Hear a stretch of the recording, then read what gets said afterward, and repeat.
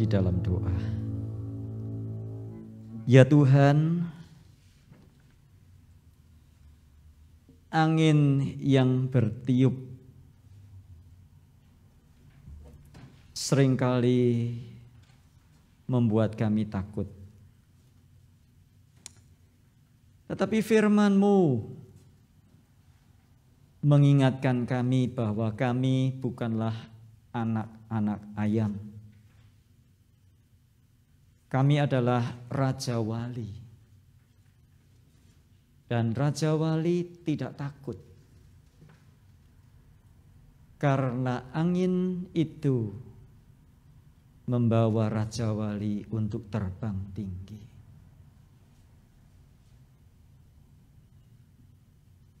Kami ingin belajar pada malam hari ini Tuhan. Bagaimana kami harus melangkah di tahun yang baru. Sehingga pada saat goncangan-goncangan itu datang, kami tidak goyah. Karena kami tahu kami tidak sendiri. Tetapi ada tangan Tuhan yang menopang kami. Dan kami siap ya Tuhan untuk mendengarkan sabda-Mu.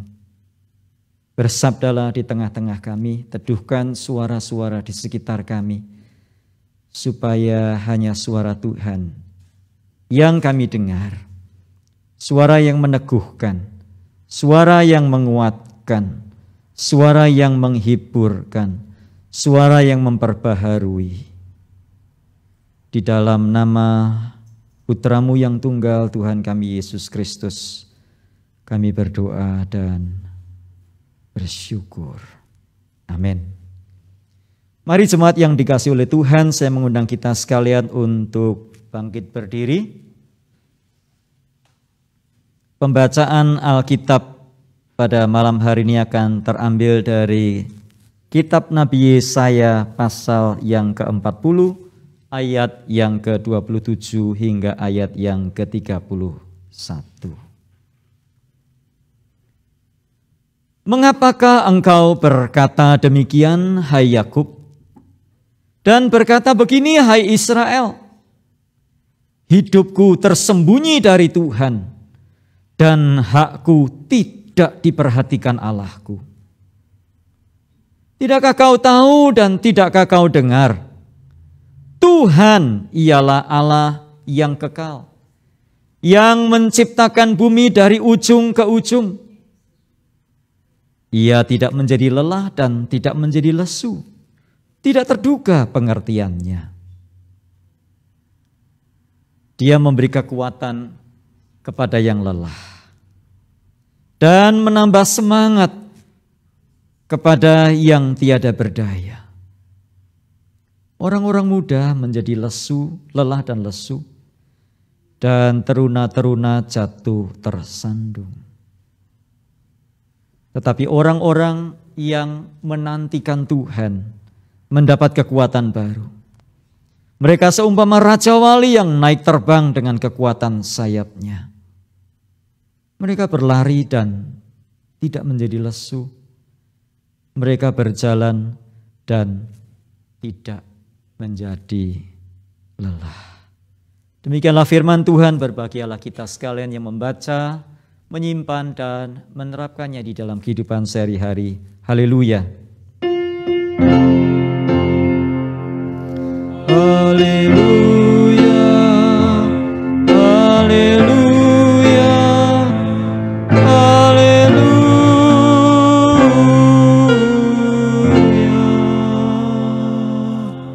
Jemaat silakan duduk kembali. Dalam waktu beberapa jam lagi kita akan menutup tahun 2021 dan memasuki tahun yang baru, tahun 2022.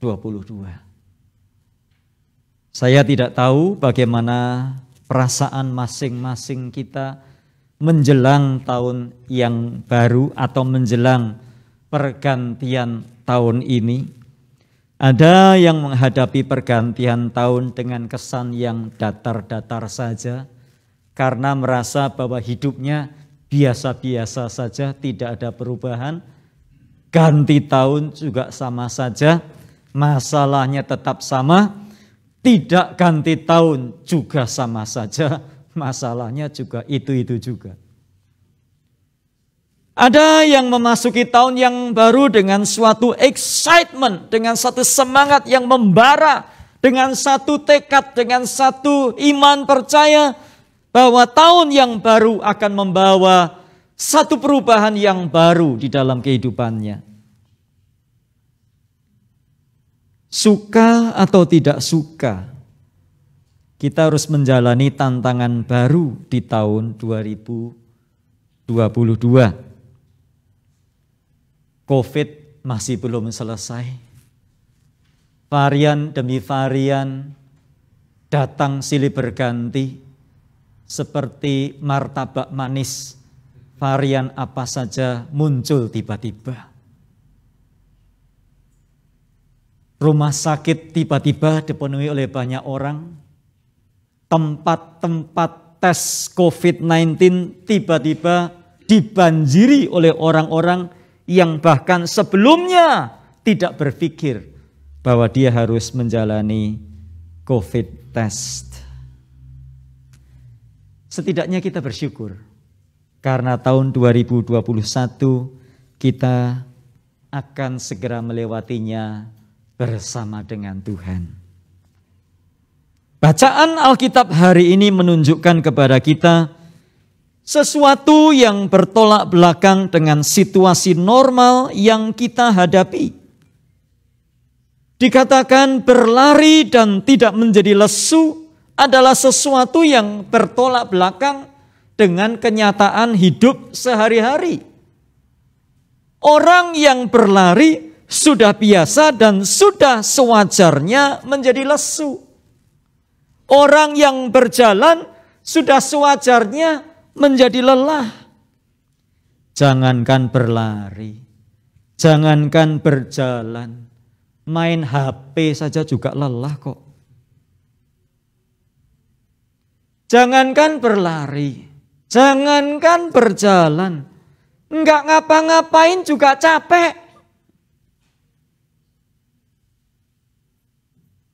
Para peneliti di Universitas Virginia baru-baru ini melakukan research dan mendapati bahwa kebanyakan orang melihat tingkat kemiringan suatu bukit itu akan menjadi lebih terjal dari kenyataannya. Khususnya ketika mereka sedang lelah atau membawa beban yang berat. Tatkala mereka mengira kemiringan bukit adalah 30 derajat, kenyataannya kemiringan itu hanya terbukti hanya 10 derajat. Yang diduga kemiringannya 20 derajat, ternyata hanya 5 derajat. Dan apa yang mereka bayangkan, apa yang mereka pikirkan, terbukti bahwa kerap kali itu salah. Mereka bahkan tidak percaya bahwa dugaan mereka meleset sejauh itu. Mengapa bisa terjadi? Karena badan yang lelah dan lesu membuat kita tidak bisa berpikir dengan jernih dan cenderung memperburuk situasi dan keadaan. Saat kita berbeban berat dan mengalami keletihan, masalah yang kecil pun akan tampak begitu besar dan sulit dipecahkan. Bahkan ketika menghadapi ujian kehidupan dan kita merasa tidak ada jalan keluar, kita seringkali tergoda untuk duduk di kaki bukit yang terjal dan berdiam diri di sana. Karena lereng bukit itu tampak terlalu terjal untuk dilalui. menengok dalam kehidupan kita di tahun 2021. Mungkin ada saat-saat di mana kita berada pada titik-titik seperti itu. Lalu apa solusinya? Tema kita adalah Raja Wali melayang tinggi. Bagaimana melayang tinggi? Kalau sayap ini terasa sulit untuk dikepakkan. Bagaimana melayang tinggi? Kalau ketakutan selalu menyergap di dalam kehidupan kita. Surat Yesaya atau kitab Yesaya pasal 40 memiliki latar belakang yang sangat-sangat menarik, yang kiranya akan menjadi pelajaran bagi kita memasuki tahun yang baru, tahun 2022. Perjalanan bangsa Israel tidak luput dari situasi yang kita alami. Perjalanan kehidupan mereka tidak luput dari yang namanya kelelahan. Betapa tidak, mereka adalah bangsa pilihan Tuhan. Namun mereka harus menghadapi pembuangan ke tanah Babilonia selama 70 tahun. Mereka diliputi oleh pesimisme, keputusasaan, kalau mereka akan bisa kembali ke negeri mereka. Itu sebabnya ayat 27 mencatat keluhan mereka. Mereka berkata, hidupku tersembunyi dari Tuhan dan hakku tidak diperhatikan Allahku. Artinya tidak ada lagi yang peduli. Artinya tidak ada lagi gunanya untuk hidup. Karena Tuhan tidak memperhatikan dan Tuhan tidak membela kita. Itu juga yang dialami oleh umat Israel pada waktu mereka harus berjalan di padang gurun selama 40 tahun. Mereka bersungut-sungut, mereka mengeluh dan mereka minta kembali ke Mesir. Karena mereka berkata dan berpikir Tuhan tidak memperhatikan mereka. Dan Musa telah salah memimpin mereka berjalan di padang gurun. Siapapun kita bisa mengalami kelesuan seperti yang dialami oleh bangsa Israel. Karena pada hakikatnya Anda dan saya adalah makhluk yang lemah. Betapapun kita kuat, itu hanya sepertinya kuat. Pada hakikatnya kita adalah makhluk yang lemah.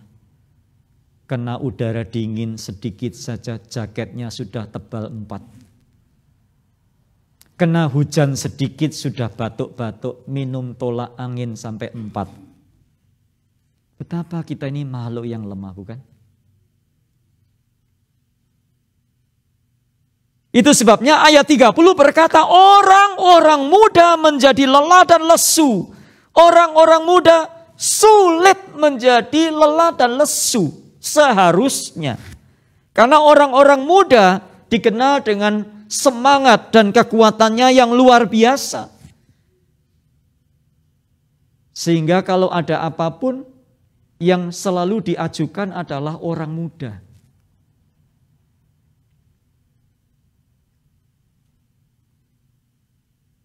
Ikutlah dalam pertandingan basket. Udah Yud aja yang maju. Mari berpartisipasi dalam lomba lari maraton 10 kilo. Udah biar muda aja yang maju. Dalam rangka 17 Agustus, ulang tahun kemerdekaan Indonesia, Konsulat Jenderal Republik Indonesia akan mengadakan pertandingan tarik tambang antar gereja. Udah mana anak muda dah, yang youth aja yang maju. Kenapa? Karena youth adalah, anak-anak muda adalah orang-orang yang kuat. Tetapi dikatakan orang-orang muda menjadi lelah dan lesu. Siapapun kita juga bisa menjadi letih dan lesu saat kita menghadapi situasi yang sulit, hidup yang berat, sakit yang tidak kunjung reda, doa yang tidak kunjung mendapatkan jawaban, masalah yang melilit, kesulitan yang seperti tidak ada jalan keluar. Siapapun kita, entah itu jemaat biasa, jemaat luar biasa, kaum muda, kaum tua, setengah muda, aktivis, bahkan pendeta sekalipun. Akibatnya seringkali kita merasa lelah. Tidak sedikit yang ingin mati saja. Bahkan orang Indonesia punya kebiasaan kalau sudah menghadapi kesulitan dan tidak kunjung mendapatkan jawaban, maka satu-satunya jawaban terakhir adalah pulang kampung ke Indonesia. Suatu kali ada seseorang yang datang dari Surabaya, 2 orang. Katanya di Surabaya dijanjikan untuk datang ke Amerika untuk bekerja, memetik buah ceri dan memetik buah anggur.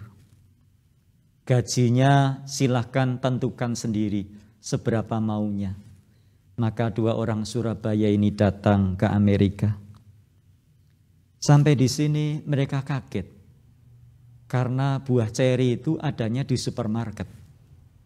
Dan buah anggur itu adanya di market-market.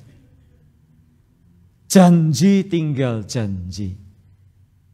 Dan mereka pun tiap hari pekerjaannya hanya keliling kota jalan-jalan karena tidak tahu mau bagaimana. Mau pulang Indonesia takut, mau pulang Indonesia menanggung malu, mau hidup di Amerika ikut siapa kalau enggak punya uang. Akhirnya salah satu dari mereka pergi ke Long Beach. Tapi tidak permisi dengan tuan rumahnya, dan tidak permisi dan tidak bilang siapapun juga termasuk orang-orang gereja. Tengah malam ditunggu tidak pulang-pulang. Lewat tengah malam barulah dia pulang. Dan orang yang dihubungi pertama adalah saya. Sehingga saya bertanya, kok kemana kok tidak ada? Pergi bilang-bilanglah.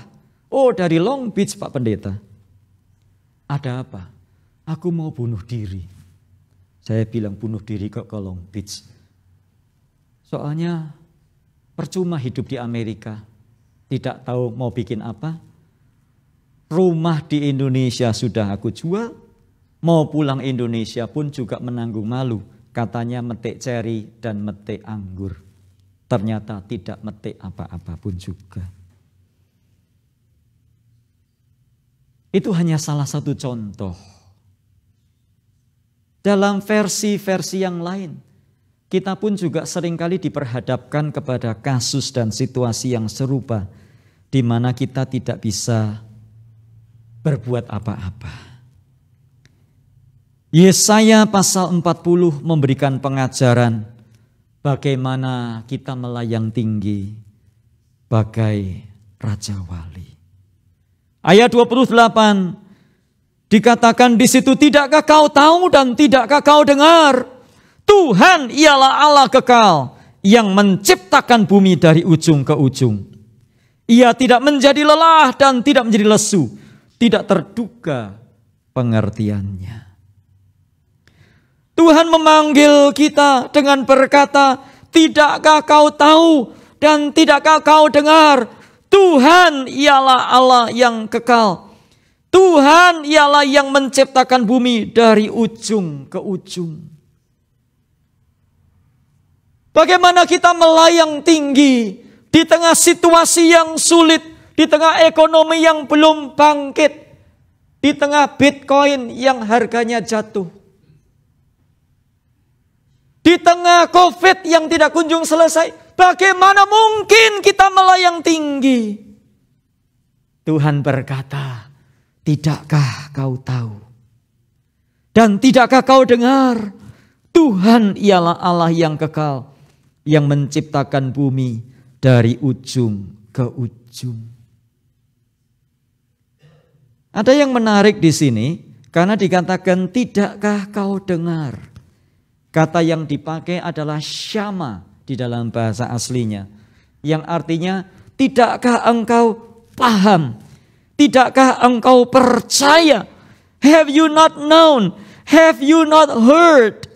The everlasting God, the Lord, the creator of the ends of the earth. Jadi Tuhan memanggil kita untuk kita mengenal Dia lebih dalam lagi. Dengan Tuhan memperkenalkan siapakah Tuhan. Tidakkah kamu tahu? Pada waktu kamu merasa tidak bisa melayang tinggi, tidakkah kamu tahu bahwa Tuhan adalah Allah yang kekal, yang menciptakan semesta dari ujung sampai ke ujung. Tuhan memanggil kita untuk mengenal Dia sebagai Allah semesta alam, Allah yang berkuasa, Allah yang mencipta. Orang Israel bertanya di dalam ayat yang ke-27.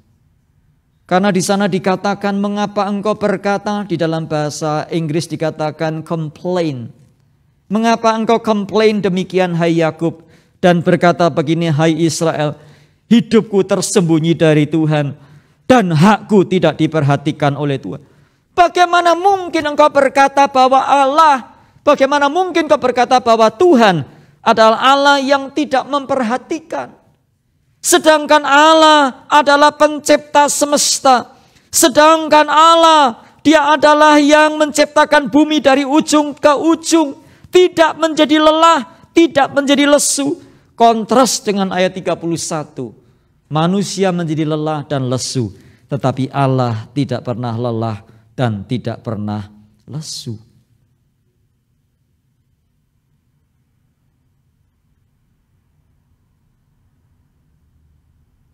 Dia berkuasa melakukan segala perkara. Latar belakang dari Yesaya 40 ini menjadi menarik sekali pada waktu kita belajar sejarah.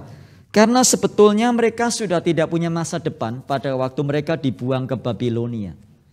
Tidak ada harapan sama sekali. Tetapi oleh karena tangan Tuhan yang berkuasa, bumi ini ada di dalam tangannya. Tuhan mengubah segala sesuatu. Babilonia ditaklukkan oleh Persia. Dan di bawah pemerintahan Persia inilah, maka para tawanan Babilonia, orang-orang Israel, di bawah pemerintahan Raja Kores, mereka diizinkan pulang. Coba kalau Babilonia tidak ditundukkan oleh Persia. Siapa yang menyangka bahwa Babilonia ditundukkan oleh Persia? Dan semua itu jadi karena tangan Tuhan yang mengerjakannya. Hanya memang kita dipanggil untuk percaya. Kita dipanggil untuk mempercayakan hidup kita kepada tangan Tuhan yang penuh kuasa. Setiap minggu kita membaca pengakuan iman rasuli bolak-balik. Tapi dalam kenyataannya, dalam kehidupan sehari-hari, semua yang kita baca itu hanya sampai kepada tahap yang namanya hafalan. Padahal di dalamnya terdapat kandungan mulia yang berkata, aku percaya kepada Allah Bapa, Khalik langit dan bumi. Artinya dialah pencipta semesta. Artinya Dia berkuasa melakukan segala perkara. Namun mengapa masalah pergumulan dalam hidup ini seringkali membuat kita lupa kepada apa yang kita ucapkan setiap hari Minggu di gereja. Aku percaya kepada Allah, Bapa yang Maha Kuasa, Khalik langit dan bumi, Creator of heaven and earth. Bayangkan, Tuhan Allah itu menciptakan alam semesta, menciptakan langit dan bumi, dan bukan hanya bumi yang kita tinggal ini saja.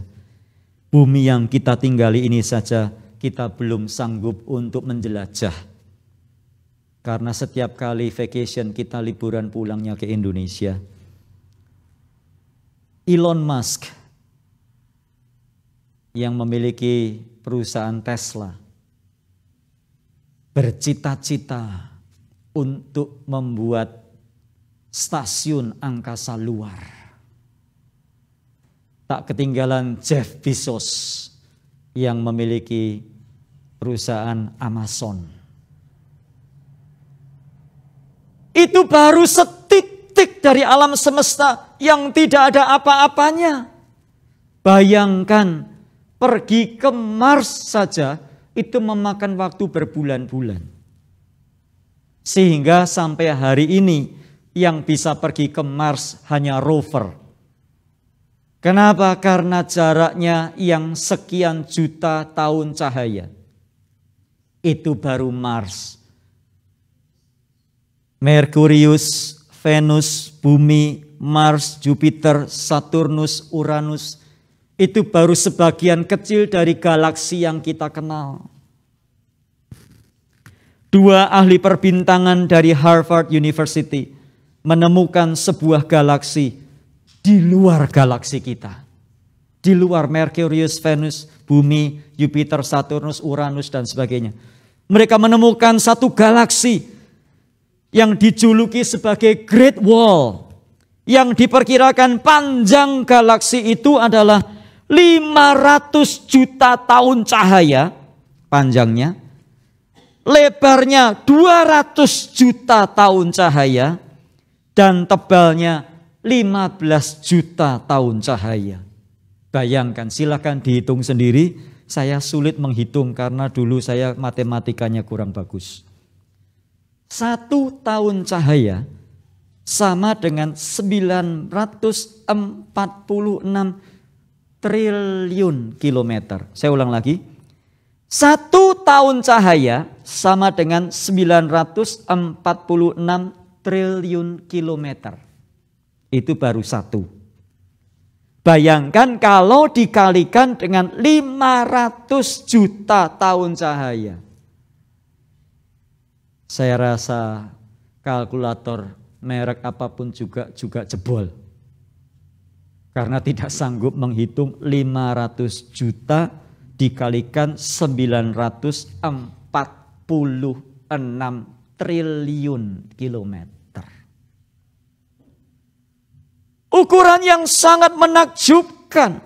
Tetapi yang lebih menakjubkan adalah bahwa Allah telah menciptakan semua galaksi itu dan memeliharanya dengan tangannya yang penuh kuasa. Tuhan yang menciptakan semuanya. Betapa berkuasanya Tuhan kita. Fakta adanya penyakit, kesulitan, penderitaan, kematian tidak mengurangi esensi Allah yang Maha Kuasa yang kepadanya patut kita percaya dan mempercayakan hidup kita kepadanya.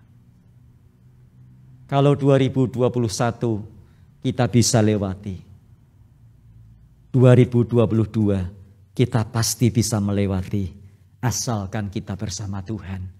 Dan bukan sekedar melewati, kita pun bisa melayang tinggi bagaikan Raja Wali. Bukan hanya mempercayai Dia, Tuhan juga memanggil kita, ayat 31 ayat yang terakhir. Tetapi orang-orang yang menanti-nantikan Tuhan mendapatkan kekuatan yang baru. Tuhan memanggil orang Israel yang dulunya di pasal 30 mereka berharap kepada Mesir. Mereka lari kepada Mesir dan bangsa-bangsa lain. Tuhan memanggil mereka kembali. Orang-orang yang menanti-nantikan Tuhan akan mendapatkan kekuatan yang baru. Tuhan mengingatkan mereka untuk menantikan Dia. Karena Tuhan yang akan membebaskan mereka, membawa mereka kembali ke negeri mereka. Dan itu terbukti 70 tahun kemudian. Tuhan membawa mereka kembali dari penjajahan di Babilonia yang kemudian dikuasai oleh Persia dan kembali ke tanah Israel. Dari kitab Esra dan Nehemia kita membaca bagaimana penantian 70 tahun itu akhirnya mendapatkan penggenapan dan jawaban dari Tuhan. memang menunggu itu bukan sesuatu yang mudah. Abraham menanti 25 tahun. Sepertinya mudah bagi kita karena kita hanya tinggal membaca Alkitab. Tetapi bagi Abraham yang harus menanti penggenapan janji Tuhan selama 25 tahun, itu sulit dijalani.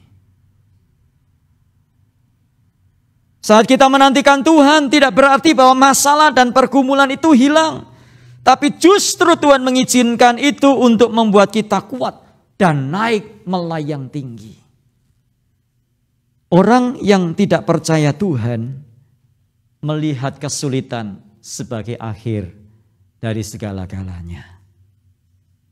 Orang yang tidak mengenal Tuhan berpikir bahwa COVID adalah akhir dari segala-galanya. Sama dengan ayam. Ayam itu kalau ada angin badai, angin ribut dan badai, lari terbirit-birit dan mencari tempat persembunyian. Karena bagi ayam, angin, ribut dan badai adalah akhir dan sesuatu yang mematikan. Tetapi orang percaya melihat kesulitan sebagai alat untuk mengangkat dan menguatkan kita. Raja Wali jenisnya hampir sama dengan ayam. Kakinya 2, berbulu, punya sayap. Tapi ayam, walaupun dia punya sayap, paling dia akan berakhir di meja makan dan dimakan sebagai ayam goreng bagian sayap. Tapi Raja Wali menggunakan sayapnya untuk terbang tinggi. Justru waktu angin itu sangat-sangat besar, angin ribut, badai dan gelombang adalah satu kesukaan bagi Raja Wali. Karena dia tahu justru dengan angin yang besar itu dia bisa terbang tinggi hanya dengan mengembangkan sayapnya.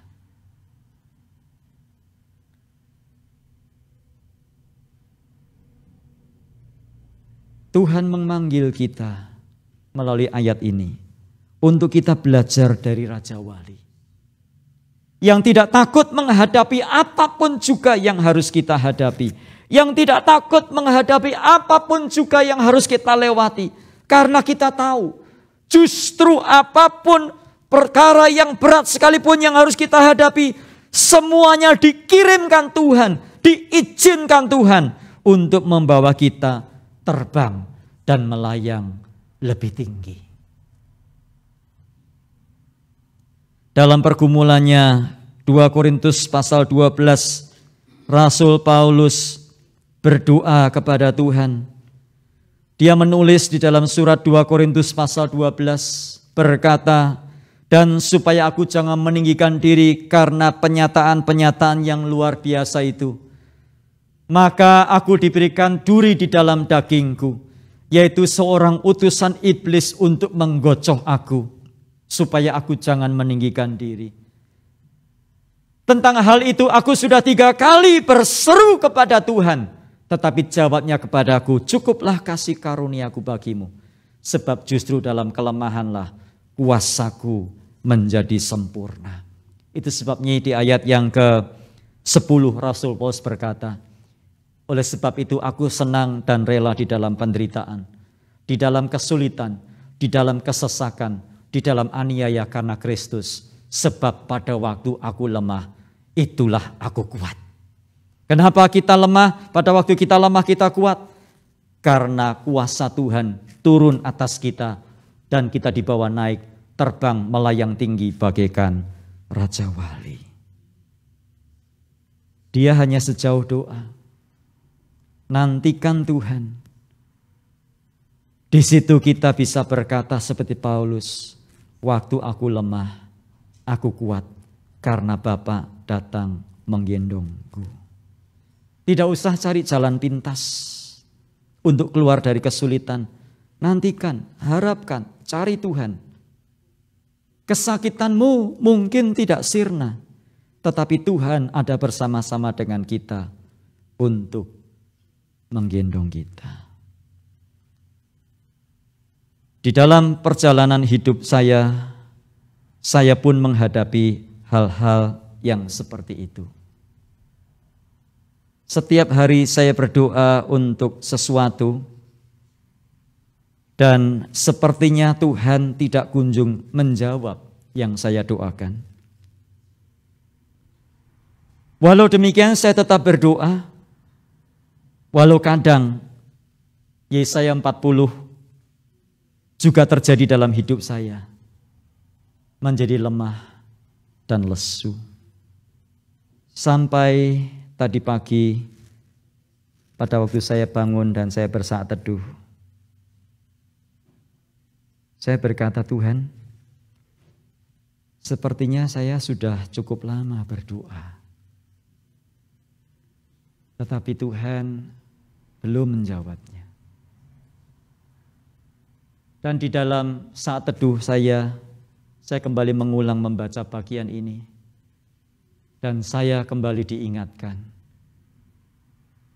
bahwa menantikan Tuhan adalah satu tindakan yang sangat-sangat tepat, di mana kita akan dibawa naik terbang melayang tinggi bagi Raja Wali.